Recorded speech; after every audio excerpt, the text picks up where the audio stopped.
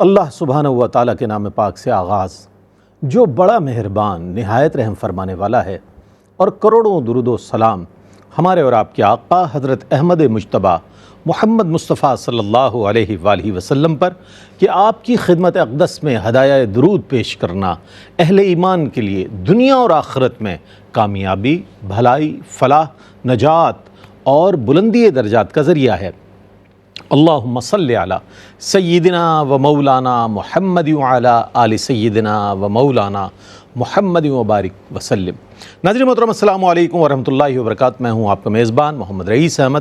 Programme ہے روشنی سب کے لیے، مختلف اور متنوع موضوعات کے ساتھ الحمدللہ پیر منگل بدھ یہ پروگرام جاری و ساری رہتا ہے۔ بہت ہی خوبصورت انداز میں موضوعات کا چناؤ اور اس پر تسلسل کے ساتھ جن سوالات کو پیش کیا جاتا ہے، شامل کیا جاتا ہے، اس سے موضوع کی وضاحت میں، موضوع کو ڈسکرائب کرنے میں بہت آسانی ہو جاتی ہے، اور ناظرین کو وہ مواد ملتا ہے الحمدللہ جس کے سبب عرصہ دراز سے یہ پروگرام جاری و ساری ہے اور اس کی پسندیدگی بھی جاری ہے، اور جید ترین علماء حضرات ماشاءاللہ ہمارے اس پروگرام کے پینل میں شامل موجود ہوتے ہیں، جو گفتگو کرتے ہیں اپنے وقی تر مطالعے کی روشنی میں۔ آج ناظرین عظمت انسان پر ہم بات کر رہے ہیں۔ ہیومن ڈگنیٹی کہیں یا آپ گریٹنس آف مین کہیں یا اور کوئی نام لیں، عظمت انسان جو ہے یہ ایک بہت بڑا موضوع ہے۔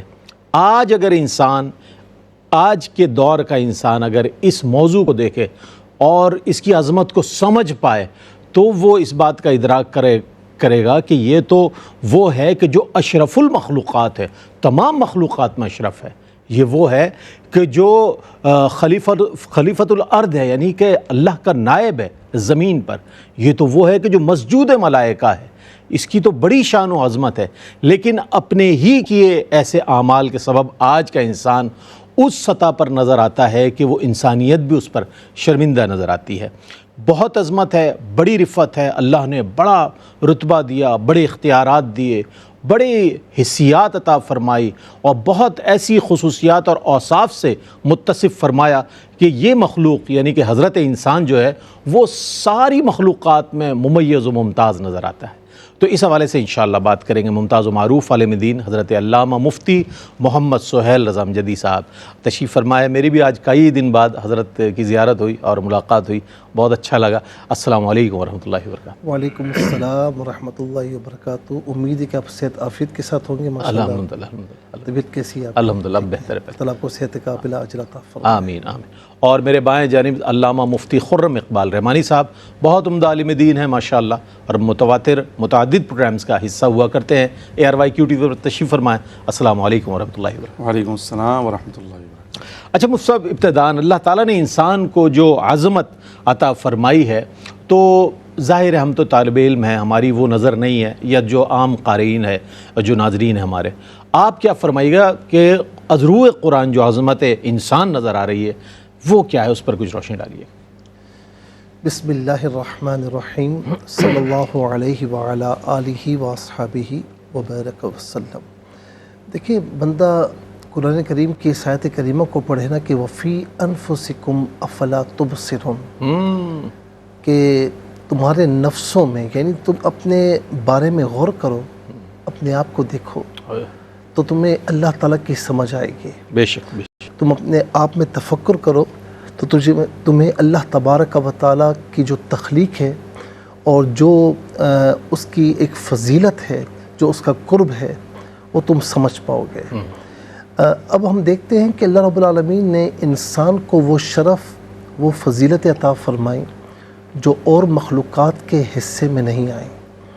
مثال کے طور پر انسان کو آپ یہ دیکھیں کہ اللہ رب العالمین نے اس طرح شرف عطا فرمایا کہ ظاہری طور پر بھی حسن و جمال عطا فرمایا، بے شک بے شک، اور اس کی تائید کوئی اور نہیں کر رہا، اس کا بیان اللہ رب العالمین خود قرآن کریم میں فرما رہا ہے سبحان اللہ کہ لقد خلقنا الانسان فی احسن تقویم۔ کیا کہنا، خلقنا الخلق نہیں فرمایا کہ اس میں تمام مخلوق آ جاتی، خلقنا الانسان اسپیسیفکلی اس کو، جی جی، واہ واہ، کہ ہم نے اسپیشل طور پر انسان کو بہترین تقویم میں پیدا فرمایا۔ سبحان اللہ۔ دوسری بات یہ ہے کہ ख़ास طور پر پھر آپ یہ دیکھیں یہ کسی اور مخلوق کے لیے نہیں فرمایا. سورہ اسراء کی آیت نمبر 70 میں آپ دیکھیں وَلَقَدْ كَرَّمْنَا بَنِي آدَمَ، کیا کہنا ہے؟ ہم نے بنی آدم کو عزت کا تاج پہنایا.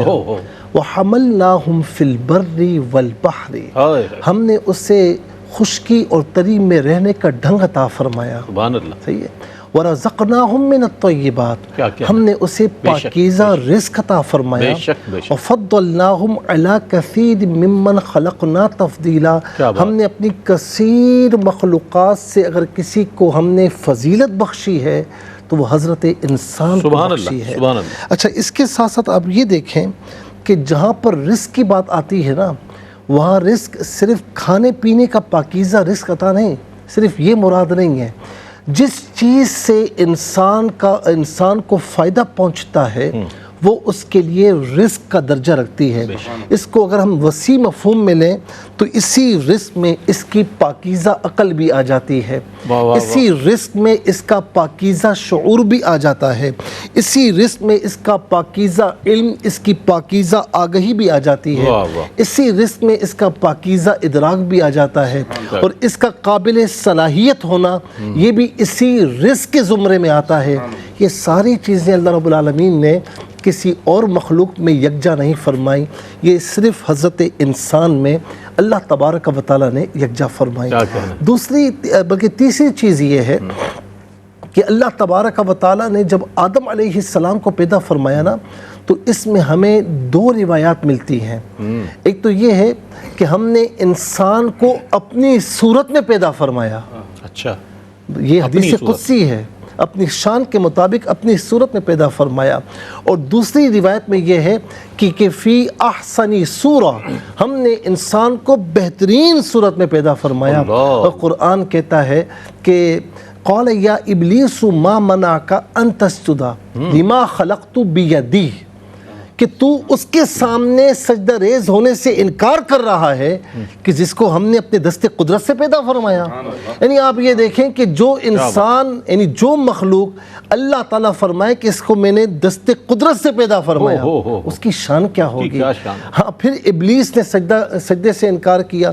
تو آدم علیہ السلام کے متعلق کیا فرمایا کہ ہم نے اس کو دست قدرت سے پیدا فرمایا. یعنی اب اس میں آدم علیہ السلام تو ہیں ظاہری طور پر، لیکن اس میں تمام انسانوں کا ہونا مراد ہے. کیوں کہ آدم علیہ السلام تمام انسانوں کے باپ ہیں.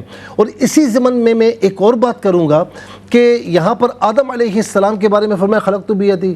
اچھا، اس کے علاوہ آپ یہ دیکھیں کہ انسانی تخلیق کے مراحل یہ قرآن کا موضوع نہیں ہے، یہ قرآن کا موضوع نہیں ہے، لیکن اللہ تبارک و تعالیٰ نے انسانیت کی تکریم کے لیے، انسان کی تکریم کے لیے اس کا ایک مقام پر نہیں کئی مقامات پر بیان فرمایا. یا ایھا الناس ان کنتم فی ریب من البعث فإنا خلقناکم من تراب ثم من نطفہ ثم من علقہ ثم من مضغہ. یعنی آپ دیکھیں کتنے مراحل کہ ہم نے انسان کو ایک مٹی سے پیدا فرمایا، پھر وہ خون کی پھٹک بنی، پھر لوتھڑا بنا، اور اس میں یہ کہ فرمایا کہ گوشت کا لوتھڑا بنا تو بغیر نقشے کے اور نقشے کے. پھر اس کے بعد آگے فرمایا کہ ہم نے تمہیں کتنا عرصہ ماں کے پیٹوں میں رکھا، پھر تمہیں دنیا میں نکالا، پھر تمہیں ہم نے بچپن عطا فرمایا، یہاں تک کہ ثم لتبلغوا اشدکم، پھر تمہیں جوانی عطا فرمائی، ثم لتکونوا شیوخا، پھر ہم نے تمہیں بڑھاپا بھی عطا فرمایا. یہ سارے تخلیقی مراحل قرآن کا موضوع نہیں، لیکن فقط انسان کی تکریم کے لیے اللہ تبارک و تعالیٰ نے بیان فرمایا. اور آخری بات کہ انسان ہی وہ ہے، وہ مخلوق ہے کہ جس کو اللہ تبارک و تعالیٰ نے بیان کی طاقت بھی عطا فرمائی اور اظہار کی طاقت بھی عطا فرمائی. الرحمن علم القرآن خلق الانسان علمہ البیان. کیا کہنا ہے، مفتی صاحب نے کمال کر دیا.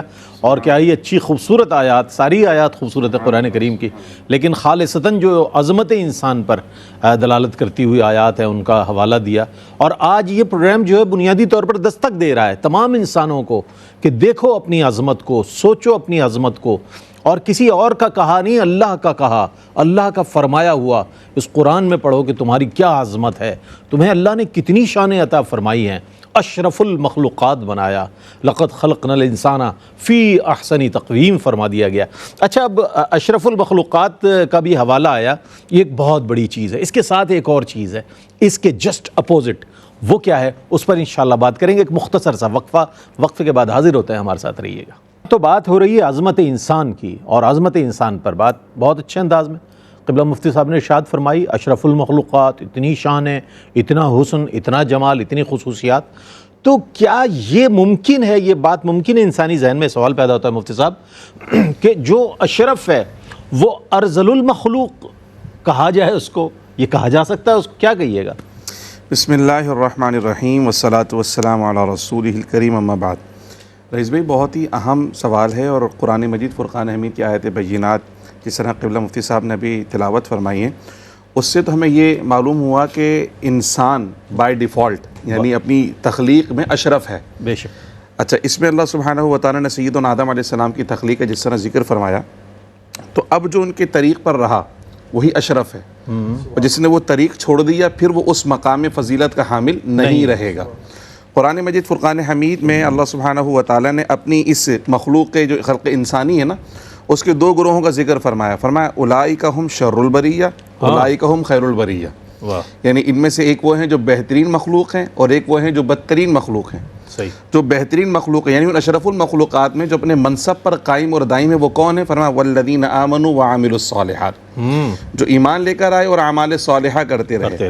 یعنی جس رب نے انہیں خلق فرمایا اس کو مانتے رہے اور اس کی مانتے رہے، جس نے پیدا کیا اس کی عبادت بھی کی اور اس کی مرضی کے مطابق زندگی گزارتے رہے، تو وہ جو انہیں منصب عطا فرمایا گیا تھا، وہ جو شرف اور فضیلت عطا فرمایا تھا، وہ ہمیشہ اس پہ قائم اور دائم رہیں گے۔ اور جب اپنے رب کی نافرمانی کریں گے، کفر کو اختیار کریں گے، تو پھر وہ اپنے منصب پر قائم اور دائم نہیں رہ سکیں گے، پھر وہ شر البریہ میں شمار کیے جائیں گے۔ اچھا۔ سورۃ التین کے اندر بھی ارشاد فرمایا، جیسے لقد خلقنا الانسان فی احسن تقویم، تو اس کے فوراً بعد ارشاد فرمایا ثم رددناہ اسفل سافلین۔ اب یہ اسفل سافلین جو ہے، یہ بندے کو جو اختیارات دیے گئے ہیں، یہ بھی عظمت انسانی کا ایک باب ہے کہ اللہ پاک نے اسے اختیارات بھی عطا فرمائے، عقل و شعور سے بھی نوازا ہے، پھر ہدایت و رہنمائی کے بہترین سرچشمے اس کو عطا فرمائے ہیں۔ اس کے باوجود اگر وہ ہدایت سے روگردانی کرتا ہے تو فرمایا پھر وہ اسفل سافلین بن جاتا ہے۔ اب اس کو قرآن مجید فرقان حمید کی روح میں اگر مزید ہم اس کو دیکھتے ہیں، تو ایک طرف گروہ انبیاء ہیں جو اللہ سبحانہ و تعالیٰ کے محبوب بندے ہیں، جو اللہ سبحانہ و تعالیٰ کی بارگاہ میں اتنے محبوب ہیں کہ جو ان کے طریقے پر چلتا ہے اس کو بھی مقام محبوبیت نصیب ہو جاتا ہے۔ جی۔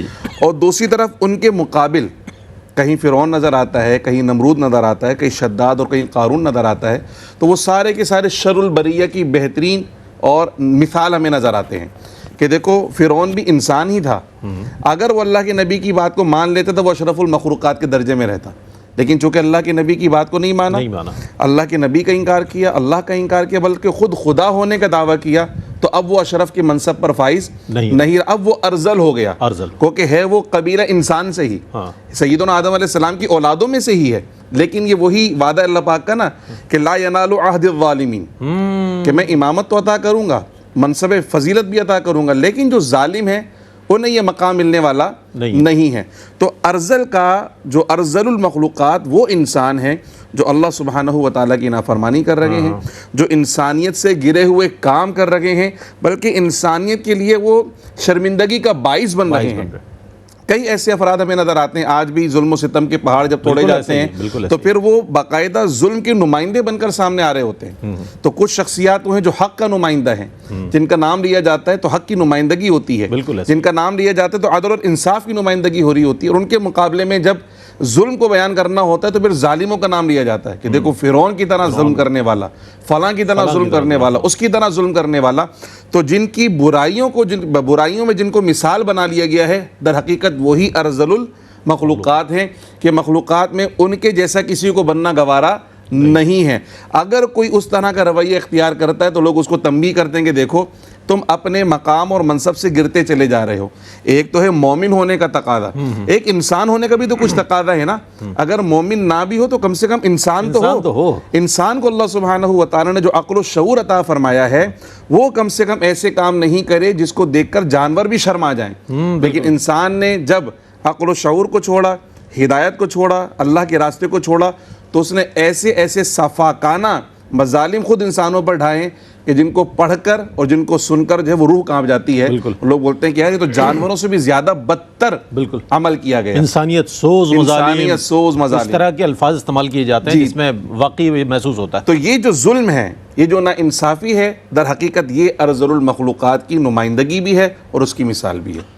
آپ نے دونوں حوالوں سے گفتگو سنی, اشرف کے حوالے سے بھی, ارذل کے حوالے سے بھی.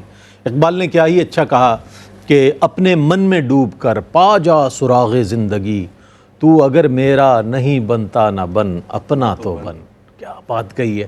اور یہی چیز ہے کہ جو ہمیں تجسس ہم میں پیدا کرتی ہے کہ ایسا کیا بنایا اللہ نے انسان کو. تو یہ توجہ کریں آپ اور اس پر ذرا غور و فکر کریں, قرآن پڑھیں تو آپ کو اندازہ ہوگا. اچھا, عظمت انسان کا جو تعلق ہے, مفتی محمد سہیل رضا امجدی صاحب قبلہ فرمائیے گا کہ عظمت انسان کا جو تعلق ہے عقل سے ہے یا روح سے ہے. یہ ایک بڑا ایک ایسا سوال ہے کہ جو یقیناً ہمارے ناظرین کے ذہن میں بھی ہوگا. ارشاد فرمائیے گا. اچھا, اس میں تھوڑی سی یہ بات کرنا چاہوں گا کہ جس طرح میں نے پہلے جواب کے اخیر میں یہ کہا تھا کہ انسان قابل علم بھی ہے اور قابل اظہار بھی ہے. قابل علم بھی ہے, قابل اظہار. الرحمن علم القرآن خلق الانسان علمہ البیان. اسی کے تناظر میں کہوں گا کہ آج جتنی ترقی ہے وہ انسان کر رہا ہے. کسی جانور نے کہا کہ میں سائنٹسٹ ہوں اور میں نے یہ ایجاد کیا ہے, کسی اور مخلوق نے کہا, جنات میں سے کسی نے کہا, نہیں. ساری تخلیقی جو صلاحیتیں ہیں وہ اللہ تبارک و تعالیٰ نے انسانوں میں ودیعت فرمائی ہیں. اچھا, پھر ایک اور چیز جو بیان کرنا بہت ضروری ہے, سورہ نحل اٹھائیے 14واں پارہ, اس کی آیت نمبر 4 سے اللہ تبارک و تعالیٰ فرماتے خلق الانسان من نطفہ, کہ ہم نے انسان کو نطفے سے پیدا فرمایا. اس کے بعد اللہ تبارک و تعالیٰ نے جانوروں کا ذکر فرمایا, پہاڑوں کا, سورج کا, چاند کا, ستاروں کا, اسی طرح کھیتی اور سرسبزی کا ذکر فرمایا. یہ تمام ذکر فرمانے کے بعد فرمایا کہ یہ کس کے لیے ہیں؟ یہ سارے تیرے لیے ہیں. وَإِن تَعُدُّوا نِعْمَةَ اللَّهِ لَا تُحْصُوهَا, کہ تو اگر اللہ کی نعمتوں کو شمار کرتا چلا جا تو شمار نہیں کر سکتا. تجھ پر اتنی نعمتیں, کہتے ہیں نا سب جہاں تیرے لیے تو خدا کے واسطے, سارا جہاں رب تعالیٰ نے تیرے لیے بنایا ہے. سورج نہ ہو تو انسانی زندگی محال ہو جائے, سورج پر کوئی فرق نہ پڑے. پانی نہ ہو تو انسانی زندگی بے بس ہو جائے, پانی کا کوئی فرق نہیں پڑنے والا. آگ نہ ہو انسانی زندگی ناممکن ہو جائے, لیکن آگ پر کوئی فرق نہیں پڑنے والا. آکسیجن نہ ہو انسان زندگی بسر نہیں کر سکتا, لیکن آکسیجن پر کوئی فرق نہیں پڑنے والا. اس کا مطلب کیا ہے؟ یہ ساری چیزیں اللہ رب العالمین نے انسان کے لیے پیدا فرمائی ہیں, اور اس کا جا بجا اللہ تبارک و تعالیٰ نے قرآن کریم میں اظہار بھی فرمایا وَسَخَّرَ لَكُم مَّا فِي السَّمَاوَاتِ وَمَا فِي الْأَرْضِ جَمِيعًا مِّنْهُ, کہ انسان ہم نے تیرے لیے, تمہارے لیے زمین و آسمان اور اس کے مابین ہر چیز مسخر فرما دی ہے. اب آئیے کہ اس کا تعلق جو ہے وہ روح سے ہے یا عقل سے ہے. ان عظمتوں کا تعلق یاد رکھیں کہ روح سے ہے, عقل اس کی معاون ہوتی ہے. یہ بات سمجھ لیجئے اور ناظرین و سامعین کو بھی یہ بات سمجھنی چاہیے. اچھا, آگے میں کہوں گا کہ روح سے کیوں ہے, اس لیے کہ انسان کو جو مقصد دیا گیا ہے نا وہ مقصد عقلی نہیں ہے, وہ مقصد روحانی ہے. وما خلقت الجن والانس الا لیعبدون. اور اللہ تبارک و تعالیٰ روح کے متعلق فرما بھی چکا ہے نا, قل الروح من امر ربی. روح کا تعلق یہاں سے نہیں ہے, اللہ کا حکم, روح کا تعلق وہیں سے ہے.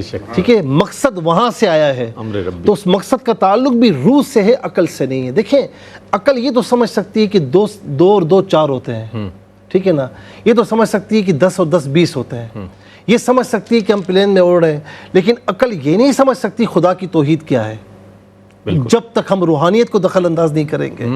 اللہ کے رسول صلی اللہ علیہ وسلم عقل کے پیمانوں پر کرنے کے لیے جائیں گے, کچھ سمجھ میں نہیں آئے گا. عقل سے آگے جائیں گے تو سب کچھ سمجھ میں آئے گا, روح کی طرف جائیں گے, روحانیت کی طرف جائیں گے. اسی لیے علامہ اقبال نے بڑی پیاری بات کی کہ گزر جا عقل سے آگے کے کہ نور چراغ راہ منزل نہیں. اور کیا فرمایا کہ عشق فرمودہ قاصد سے صبحگام عمل, عقل سمجھی ہی نہیں معنی پیغام ابھی. اگر عقل کے ترازو پر پرکھنے جاؤ گے سمجھ نہیں آئے گا جب تک روح اس میں انوالو نہیں ہوگی. اچھا, اب اس میں ایک بات اور بھی کرنا چاہوں گا کہ آپ دیکھیں کہ اللہ تبارک و تعالیٰ نے فرمایا قد افلح من تزکا، کامیاب کون ہوا؟ جس نے باطنی پاکیزگی حاصل کی، روح کی پاکیزگی حاصل کی۔ تو جب تک آپ کو روحانی بالیدگی نہیں ملے گی آپ ترقی نہیں کر سکتے۔ روحانی بالیدگی ہوگی تو اللہ تبارک و تعالیٰ آپ کو ترقی عطا فرمائے گا، کامیابی عطا فرمائے گا۔ کیوں؟ قد افلح، کامیاب وہ ہے کہ من تزکا، جس نے ظاہری باطنی ہر قسم کی پاکیزگی حاصل کر لی۔ اچھا، اگر عقل کے ترازو پر دیکھا جائے کہ جی عقل ہی عظمت کا معیار ہے، اگر یہ سمجھا جائے تو پھر عقل کے جتنے نمائندے ہیں نا، ان سب کو جس طرح قبلہ مفتی صاحب نے بھی فرمایا، ان سب کو پھر خیر الناس ہونا چاہیے تھا، شر للناس نہیں ہونا چاہیے تھا۔ عقل کا نمائندہ سب سے بڑا کون ہے؟ شیطان ہے۔ تو اس نے سجدے سے انکار کیا عقل کی بنیاد پر، عقل کا نمائندہ تھا نا، تو راندہ بارگاہ ہوا، تو اس کو راندہ بارگاہ نہیں ہونا چاہیے تھا۔ اگر عقل ہی کامیابی کا معیار ہے یا عظمتوں کا معیار ہے، اسی طریقے سے کتنے بڑے بڑے فلاسفر، ارسطو، افلاطون کتنے گزرے نا، جو عقل کے نمائندے تھے، تو پھر ان کو ناکام نہیں ہونا چاہیے تھا۔ تو بات یہ ہے کہ جو عقل کی نمائندگی کرے گا صرف عقل کی، تو وہ ناکام ہو جائے گا۔ جو عقل کے ساتھ ساتھ عقل کو معاون سمجھے گا اور روح کی طرف جائے گا، روحانیت کی طرف جائے گا، اللہ تعالیٰ اسے کبھی بھی خیب و خاسر نہیں فرمائے گا۔ بھائی بہت عمدہ، مفتی صاحب کمال انداز میں اپنے جواب کو مکمل فرمایا۔ ناظرین، موضوع بہت بڑا ہے، عظمت انسان، بلا شبہ اس پر بات ہونی چاہیے، اس پر بات ہمیں علماء حضرات سے سننی چاہیے۔ اس کو کنٹینیو کریں گے، ایک وقفہ ہے، وقفے کے بعد لوٹتے ہیں، ہمارے ساتھ رہیے گا۔ تو جناب، آج موضوع ہے عظمت انسان، اور اس پر بہت ہی کمال انداز میں ہمارے دونوں اسکالرز گفتگو فرما رہے ہیں، اور اس کی عظمت پر، اس کے اختیارات پر، اور اس کو جتنا علم و فضل اللہ نے عطا فرمایا، جتنا کچھ انسان کو عطا فرمایا، مخلوقات میں کسی بھی مخلوق کو نہیں عطا فرمایا۔ اب یہ ہو گئی بات، اختیارات بہت دیے گئے۔ یہ جو اختیارات جو دیے گئے، قرآن نے تو کہا تڑاق تڑاق بولنے لگا انسان، زمین پر اکڑ کے چلنے لگا، کیا کچھ نہیں اس کے بارے میں، چونکہ وہ تو رب ہے نا، بنانے والی ذات ہے، اس نے سب کچھ پہلے ہی بیان فرما دیا۔ تو اب یہاں یہ سوال انسانی ذہن میں پیدا ہوتا ہے کہ یہ جو اختیارات دیے گئے ہیں انسان کو، تو کیا یہ اس کے لیے باعث عزت ہیں یا باعث امتحان ہے؟ اس کے لیے ایک امتحان کا ایک معاملہ ہے یہ اختیارات جو، کیا فرمائے گا سب؟ میں چاہتا ہوں اس پر کچھ روشنی ڈالیے۔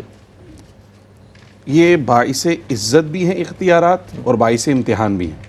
اچھا، یعنی دونوں پہلو ہیں اس کے، اور دونوں پہلوؤں پہ آپ اور سب سے اہم بات تو یہ ہے کہ اللہ سبحانہ و تعالیٰ نے جو اتنی مخلوقات خلق فرمائی ہیں، ان میں سے واحد حضرت انسان ہے، جسے اللہ سبحانہ و تعالیٰ نے باقاعدہ ارادہ عطا فرمایا ہے۔ اور قرآن مجید فرقان حمید میں نے اختیارات کے لیے جو بڑا خاص اور پاکیزہ کلمہ استعمال فرمایا نا، انی جاعل فی الارض خلیفہ، یعنی اس کا اسٹیٹس بیان کیا ہے کہ یہ جو اب میں زمین میں پیدا کرنے والا ہوں، یہ کوئی عام مخلوق نہیں میرے ہے۔ خیال ہے اس کے بعد بات ختم ہو جاتی ہے کہ اس سے بڑھ خلیفۃ کر کیا اللہ ہونے سے بڑا منصب اور کیا ہو زمین سکتا پر ہے؟ اللہ کا خلیفہ، زمین پر اللہ کا خلیفہ، اس سے بڑا منصب اور کیا ہو سکتا ہے؟ اس سے بڑی عظمت اور کیا ہو سکتی ہے؟ تو فرمایا انی جاعل فی الارض خلیفہ، میں زمین میں اپنا خلیفہ بنانے والا ہوں۔ تو اب جو خلیفۃ اللہ ہوگا، ظاہر سی بات ہے پھر اختیارات بھی اس کے پاس ویسے ہی ہوں گے۔ ان اختیارات کی بنا پر ہی وہ خیر اور شر دونوں کو اختیار کرنے کا ارادہ اور تعلق اس کا بنتا ہے۔ لیکن اللہ سبحانہ و تعالی نے جہاں اسی اختیار عطا فرمایا ہے، وہیں اللہ سبحانہ و تعالی نے ہدایت و رہنمائی کے بہترین ذرائع بھی عطا فرمائے۔ قرآن مجید فرقان حمید میں جا بجا ارشاد فرمایا کہ انا ہدیناہ السبیل اما شاکرا و اما کفورا، ہم نے انسان کو جو صلاحیتیں عطا فرمائی ہیں، ان صلاحیتوں کا استعمال کرتے وہ رب کا محبوب بھی بن سکتا ہے، اور اگر اس کا منفی استعمال کرے گا تو وہ نافرمانوں کی صف کے اندر بھی شامل ہو سکتا ہے۔ تو اللہ سبحانہ و تعالیٰ جب کسی کو منصب عطا فرماتا ہے، کسی کو عزت عطا فرماتا ہے، اختیار عطا فرماتا ہے، تو عزت تو اس کی اس طریقے سے بنتی ہے کہ دیگر مخلوقات کے ممتاز نظر آتا ہے وہ۔ بالکل بالکل، اس میں انبیاء بھی ہیں، یعنی حضرت انسان میں انبیاء کرام کا گروہ بھی شامل ہے، سب سے افضل ترین، پھر اس میں اولیاء کرام بھی ہیں، اس میں علماء بھی ہیں، صلحاء بھی ہیں۔ یہ وہ تمام گروہ ہیں انسانوں کے اندر جو اللہ سبحانہ و تعالیٰ کی بارگاہ کے انتہائی مقرب اور انتہائی محبوب افراد ہیں۔ پھر اللہ سبحانہ و تعالیٰ نے جو بندوں کو اختیارات عطا فرمائے، وہ امتحان کیسے بنتے ہیں، اس کو ہم دنیاوی اگر مثال سے سمجھنا چاہیں تو بالکل ایسے ہے کہ جیسے اگر کسی ادارے میں کوئی منصب کسی کو مل جائے تو باقی جو امپلائیز ہوتے ہیں سب اس کو مبارکباد دیتے ہیں، بھائی ماشاءاللہ آپ کہ یہ منصب آپ کو مل گیا ہے اور آپ کو جو ہے وہ ترقی مل گئی ہے، اس منصب پر فائز ہونے پر وہ بھی خوش ہوتا ہے کہ بھی مجھے منصب ملا ہے، تو عام لوگوں سے ممتاز ہو جاتا ہے، وہ اس کی عزت بڑھ جاتی ہے دیگر امپلائیز سے، کوئی عہدہ مل جائے۔ لیکن جہاں اسے عزت ملتی ہے وہیں اس کے امتحانات یوں بڑھ جاتے ہیں کہ ذمہ داریاں بڑھ گئیں، اب اس سے سوال بھی زیادہ ہوں گے، اب اس کی جو گرفتاری مطلب جو مصائب آئیں گے اس کے اندر فیصلہ کرنے کا اختیار بھی اس کے پاس ہے، اچھا فیصلہ کرے گا تو کامیاب ہوگا، برا فیصلہ کرے گا تو نقصان کا خسارہ بھی اسی کو اٹھانا پڑے گا اور ذمہ داری بھی اس کو لینی پڑے گی۔ تو جب کسی کو منصب ملتا ہے تو اس کی ذمہ داریاں بڑھ جاتی ہیں، اس طرح وہ امتحان کے اندر بھی مبتلا ہو جاتا ہے۔ پھر کبھی کبھی ایسی آزمائش بھی آ جاتی ہے کہ جہاں علم کے ساتھ ساتھ عقل، شعور، ادراک، اس ساری چیزوں کا استعمال اور اس کے ساتھ ساتھ جو خارجی رہنمائی ہوتی ہے اس کا استعمال بھی اس کے لیے ضروری ہو جاتا ہے۔ تو اللہ سبحانہ و تعالیٰ نے جب انسان کو یہ اختیارات عطا فرمائے ہیں تو عزت کے ساتھ ساتھ امتحان بھی یوں بن گئے کہ یہاں جو کچھ کرے گا اس کا حساب اسے حشر میں دینا ہوگا، چونکہ جتنا ایبسولوٹ پاور ہوتا ہے اتنا ہی انسان خود سر ہوتا چلا جاتا ہے۔ قرآن مجید فرقان حمید میں ہم دیکھیں جو فرعون ہے اس کے پاس ایبسولوٹ پاور تھا، اس لیے وہ خدا ہونے تک کا دعویٰ اس نے کر لیا۔ کسی کے پاس بہت زیادہ مال و دولت تھا تو وہ بھی خود سر و تکبر کے اندر مبتلا ہو گیا۔ تو جتنی زیادہ اختیارات دیے گئے، جتنی زیادہ آسائشیں دی گئیں، اتنا ہی زیادہ وہ اللہ سبحانہ و تعالیٰ کی نافرمانی کے مرتکب ہوتے چلے گا۔ تو یہ ان کے لیے کیا بنتا چلا گیا؟ امتحان بنتا چلا گیا۔ تو جب کسی کو عزت دی جاتی ہے، منصب دیا جاتا ہے تو اس کی ذمہ داریاں بھی بڑھ جاتی ہیں، تو وہ قابل عزت بھی ہے اور قابل امتحان بھی۔ بہت عمدہ۔ یہ جو اختیارات ہیں یہ قابل عزت بھی ہیں، قابل امتحان بھی ہیں، یہ دونوں راستے دیے گئے ہیں، اور جس جس منصب پر وہ ہے اسے اس بات کا ادراک ہونا بہت ضروری ہے کہ اختیار تو ہے لیکن اسے استعمال کہاں کرنا ہے۔ یہ ایک بہت یہ انسانی اللہ نے یہ بھی شعور عطا فرمایا، یہ بھی اس کی نعمت ہے۔ اچھا، ایک انسان کے لیے یہ جو اس کی عظمت ہے، اس کا شرف ہے، یہ مفتی صاحب بڑا اہم سوال ہے کہ لوگ اس حوالے سے بھی بڑی بات کرتے ہیں۔ کیا اس کے لیے ضروری ہے کہ کسی عظیم خاندان میں پیدا ہونا، کسی عظیم قبیلے یا قوم کا فرد ہونا ضروری ہے، یا یہ عظمت مطلق ہے تمام انسانوں کے لیے؟ کچھ فرمائیے گا اس پر۔ دیکھیں، کسی قوم کا عظیم ہونا یہ بہت اچھی بات ہے، یا اسی طریقے سے کسی کی فیملی کا، خاندان کا بڑا ہونا، عظیم ہونا بہت بڑی نعمت ہے۔ لیکن یہ بات یاد رہے کہ انسان کی عظمت کے لیے اس کے کردار کا عظیم ہونا ضروری ہے۔ کیا کہنا؟ یہ نہیں کہ پدرم سلطان بہت نہیں ایسا کہ میرا باپ بادشاہ تھا تو میں بھی بادشاہ۔ حضور نے کردار سازی تک جی جی جی۔ دیکھیں، اگر ایسا نہ ہوتا تو حضور نبی کریم صلی اللہ تعالیٰ علیہ وسلم کے اگر اپنی اولاد مطہرات کے حوالے سے ہم فرامین دیکھیں تو زیادہ تر سیدہ خاتون جنت رضی اللہ تعالیٰ عنہا کے حوالے سے ہمیں ملتا ہے۔ تو آپ دیکھیں کہ کس طریقے سے آپ نے تربیت فرمائی اور کیسے کیسے آپ نے کلمات ارشاد فرمائے، وہ صرف اور صرف تربیت کے لیے، تربیت کے لیے ہے۔ تو کہنے کا مقصد یہ کہ یہاں پر ایک انسان کیسا ہونا چاہیے، وہ اسلام نے ہمیں بتایا کہ اگر اس کی اہمیت ہوگی، فضیلت ہوگی، تو وہ کردار کے ساتھ جڑی ہوئی ہوگی۔ اس کا کردار جو ہوگا جتنا عظیم ہوگا اس کی شخصیت اتنی ہی عظیم ہوگی۔ صرف یہ کہا جائے کہ میرا خاندان عظیم ہے تو میں خود بخود عظیم ہوں، ایسا نہیں ہوتا۔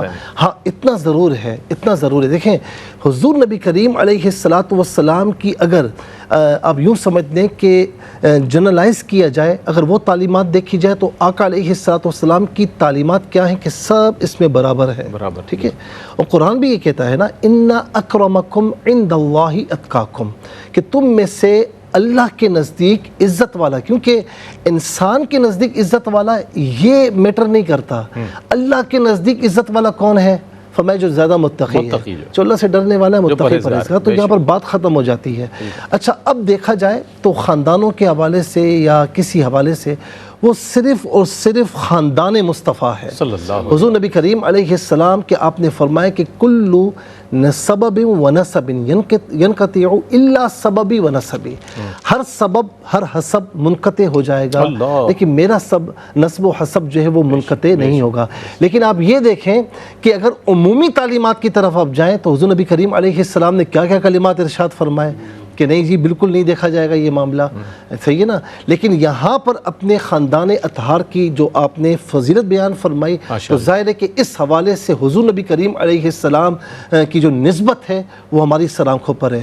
لیکن میں یہاں پر ایک بات اور بھی کروں گا، ہمارا معاشرہ افراط و تفریط کا شکار ہے. جی فرمائیے. کچھ ہمیں ایسے نظر آتے ہیں جو کہتے ہیں نہیں بھائی سب برابر ہے، اور بھائی بالکل برابر ہے، لیکن حضور نبی کریم علیہ السلام کی نسبت کچھ بھی نہیں ہے. تو دوسری طرف کیا ہے کہ ہمارے یہاں بعض اوقات ان معاملات کو کیش کیا جاتا ہے. یہ بھی نہ ہو. ظاہر میں نے ایسے دیکھے ہیں جو بتاتے بھی نہیں ہیں، اور عرض سے بات پتہ لگتا ہے کہ یار یہ تو وہ ہیں. اب یقین کیجئے، اور میں یہ سمجھتا ہوں کہ جو اصل خون مصطفیٰ ہوگا نا وہ کبھی کیش نہیں کرے گا. صحیح بات. اور میں برملا یہ کہتا ہوں کہ جتنے سادات ہیں وہ ہمارے سروں کے تاج ہیں، لیکن خدا کے واسطے ہمارے معاشرے میں اس افراط و تفریط کو ختم کیا جائے، اور کیش بھی نہ کیا جائے، نہ کہا جائے کسی سے. اگر آپ نے دنیا میں کیش کر لیا تو کیا کریں گے پھر آپ؟ کہ میں یہ فلاں زیادہ ہوں، میں ایسا ہوں ویسا ہوں، یہ بتایا تو پھر کیا فائدہ؟ اچھا میں آپ کو بتاؤں، کئی ممالک میں نے خود دیکھا اپنی آنکھوں سے، اور یہاں پر بھی دیکھا کہ کئی سادات ایسے ہیں، اصل ہیں، ان کے پاس پورے یعنی سلسلہ موجود ہے، لیکن وہ اپنے آپ کو سید نہیں لکھتے. ایسے لوگوں سے ملوا دینا، ہم نے تو دیکھے بھی نہیں ویسے. میں نے اپنی آنکھوں سے دیکھے ہیں. اللہ تعالیٰ ان کے صدقے ہماری مغفرت فرمائے، الحمدللہ. اچھا اس کے بعد اگر ہم دیکھیں کہ اسلام کا یہ امتیاز ہے، یہ اسلام کا امتیاز ہے کہ فضیلت اور برتری کا تاج. اگر برتری کا تاج ہے نا، کرمنا بنی آدم، وہ من حیث الانسان سب کے لیے ہے، لیکن فضیلت اگر دیکھی جائے تو وہ ان اکرمکم عند اللہ اتقاکم کے تحت صرف اور صرف جو اللہ کے نزدیک عزت والا ہے وہی ہوگا. تو ہمیں چاہیے کہ ہم یہ نہ دیکھیں ہمارا خاندان کیا ہے، ہماری فیملی کیا ہے، کیونکہ ہم سے یہ نہیں پوچھا جائے گا رئیس بھائی آپ کے خاندان میں کون کون اچھا تھا، کون سے نہیں، آپ نے کیا کیا تھا، کیا تھے تو وہ تمہارے آبا، مگر تم کیا ہو، ہاتھ پر ہاتھ درے منتظر فردا ہو. کیا کہہ رہے ہیں. اچھا اب ہم یہ چونکہ کنکلوژن کی طرف آ رہے ہیں تو ہم یہ جاننا چاہیں گے کہ عظمت انسان پر بات ہوئی تو سب پیغام دے دیجیے گا کہ شکر کیسے ادا کرے انسان کہ اللہ نے عظمت انسان عطا فرمائیے، مسلمان پیدا کیا، حضور کی امت میں پیدا کر دیا. تشکر کے لیے کیا الفاظ ہونے چاہیے؟ بلا شبہ یہ جو انعامات ہیں اللہ سبحانہ و تعالیٰ کے، ایک انسان ہونے کی حیثیت سے، دوسرا پھر مسلمان ہونے کی حیثیت سے انعامات ہیں، ان انعامات کا ہم حقیقی طور پہ تو کبھی شکر حق ادا کر ہی نہیں سکتے. لیکن اللہ سبحانہ و تعالیٰ کے حبیب ہمارے پیارے آقا صلی اللہ علیہ وسلم جب کثرت سجود کیا کرتے تھے تو ہم عائشہ صدیقہ رضی اللہ تعالیٰ عنہ نے پوچھا کہ یا رسول اللہ اتنے لمبے سجدے کیوں کرتے ہیں آپ؟ تو سرکار نے فرمایا افلا اکون عبدا شکورا، کہ عائشہ کہ میں اپنے رب کا شکر گزار بندہ نہ بنوں. تو جن کے صدقے میں اللہ سبحانہ و تعالیٰ نے پوری کائنات کو بنایا، ہمارے آقا کا طرز عمل کیا ہے؟ ہمیشہ رب کے شکر گزار بندوں میں رہے اور ہمیشہ اللہ سبحانہ و تعالیٰ کا شکر ادا کرتے رہے. تو شکر کرنے کے لیے سب سے پہلی کیفیت تو یہ کہ اللہ کی نعمتوں کو محسوس کریں کہ اللہ نے کتنی ساری نعمتیں عطا فرمائیں. اکثر ایسا ہوتا ہے کہ ہم ان نعمتوں کو محسوس نہیں کر پاتے، اس کی عظمت کا احساس بھی نہیں ہوتا. تو پہلے نعمت کو فیل کریں کہ اللہ نے کتنی بڑی بڑی نعمتیں عطا فرمائی ہیں. جب نعمت کا احساس ہوگا تو خود بخود جذبہ تشکر بھی پیدا ہونا شروع ہو جائے گا. دوسرا یہ کہ زبان سے بھی اللہ سبحانہ و تعالیٰ کا شکر ادا کریں. قرآن میں بار اللہ پاک نے فرمایا کہ اللہ کا شکر ادا کرو، تو زبان سے اللہ کا شکر ادا کریں. تیسرا یہ ہے کہ جو حقیقی شکر ہے کہ جس پروردگار نے نعمتیں عطا فرمائی ہیں، ان نعمتوں کو اس کی اطاعت میں صرف کیا جائے، جیسا وہ چاہتا ہے اسی طریقے سے اس کو استعمال کیا جائے، تو وہ یہ حقیقی شکر گزاری ہوگی اور اللہ سبحانہ و تعالیٰ اس کے اندر برتری بھی عطا فرمائے گا اور برکت بھی عطا فرمائے گا. یعنی اس کی دی ہوئی نعمتوں کا شکر ادا کیا جائے، اس کی حمد و ثنا کریں، یہی شکر ہے اس کی بڑائی بیان کریں. مفتی صاحب پیغام دیجیے گا عظمت انسان پر. بہت عمدہ آپ دونوں حضرات نے بہت کمال گفتگو فرمائی، کیا کہیے گا؟ دیکھیں کسی مخلوق کے بارے میں رب کریم نے قرآن کریم میں اس طرح بار بار نہیں فرمایا، یہ صرف اور صرف انسانوں کے لیے فرمایا ہے. کہیں فرمایا ہم نے انسان کو عزت کا تاج پہنایا، کہیں فرمایا کہ ہم نے انسان کو بہترین صورت میں پیدا فرمایا، کہیں فرمایا ہم نے اپنے دست قدرت سے پیدا فرمایا. تو انسان کو سمجھ جانا چاہیے کہ میں اللہ تعالیٰ کی خاص مخلوق ہوں. جو خاص ہوتا ہے پھر اس کا عمل بھی خاص ہونا چاہیے، اسی کے لیے ہونا چاہیے. کیا کہنے ہیں، سبحان اللہ سبحان اللہ سبحان اللہ. میں بہت شکریہ ادا کروں گا مفتی صاحب آپ کی تشریف آوری کا. مفتی صاحب آپ تشریف لائے دونوں حضرات نے. میرا تو نہیں دل چاہتا کہ اتنا خوبصورت موضوع ہو، میرے ذہن میں تو پتہ نہیں کتنے سوالات دستک دے رہے ہوتے ہیں کہ یہ بھی پوچھ لوں یہ بھی پوچھ لوں، مفتی صاحب یہ کیسے ہوا اور اس سے کیا مطلب ہے. لیکن ظاہر ہے دامن وقت میں گنجائش جتنی ہوتی ہے اس میں رہتے ہوئے میں پروگرام کرنا ہوتا ہے. لیکن آپ سے گزارش ضرور ہے کہ آپ نے آج کا موضوع دیکھا، آج کے سوالات کے جوابات دیکھے، ایک حصہ دیکھا یا 2 حصے یا تینوں حصے دیکھے، آپ اس کو دوبارہ دیکھیے گا ریپیٹ ٹرانسمیشن میں، اور پھر اپنے آپ کو وقت دیجیے گا تھوڑا سا بطور انسان، اپنا موبائل سیٹ ایک طرف رکھ کر کہ اللہ نے ہمیں تو اتنی عزت دی ہے، اتنی عظمت دی ہے، ہمارا عمل کیا ہے؟ اگر اس آئینے میں اپنے آپ کو دیکھیں گے تو یقیناً ہمارے اعمال و افعال کی درستگی میں آج کا پروگرام جو ہے بہت اہم کردار ادا کرے گا، اور آئندہ آنے والی زندگی کو بہتر بنانے کے لیے انشاءاللہ اور سیرت سازی کے لیے، اپنے کیریکٹر بلڈنگ کے لیے اس پروگرام کو اگر آپ دیکھیں گے تو انشاءاللہ وہ جو غلطیاں کوتاہیاں ہم سے ماضی میں ہوئی ہیں، جو کہ عظمت انسان کے سمجھ لے لحاظ سے مناسب نہیں ہے، اس کو ہم پیچھے رکھیں گے اور زندگی میں دیگر چیزوں کو آگے رکھیں گے۔ اس کے ساتھ ہی اپنے میزبان محمد رئیس احمد کو اجازت دیجیے، اللہ حافظ۔